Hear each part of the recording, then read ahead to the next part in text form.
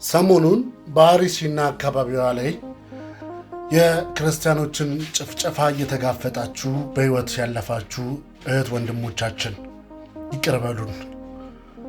ቤተሰቦቻቸው በሐዘን የደማችሁ ዛሬ ተገደልን ነገ ተገደልን እያላችሁ በስጋት ያላችሁ ኦርቶዶክሳውያን ይቅር በሉን።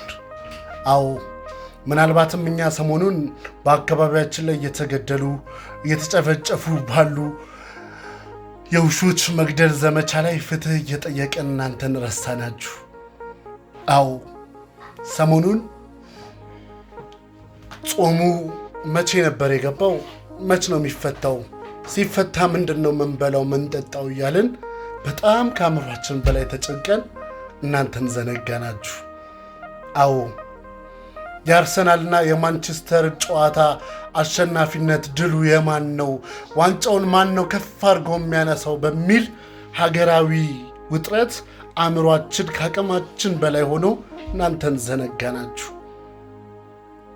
አዎ በዚህና በዛ በማልላችሁ በርካታ ሀሳቦችና ውጥረቶች ልናስታውሳችሁ አልቻልንምና ይቅርታ። ልብ ያለው ልብ ይበል። ደማችሁን የሰማዕታት ደም አድርጎ ይቀበልላችሁ።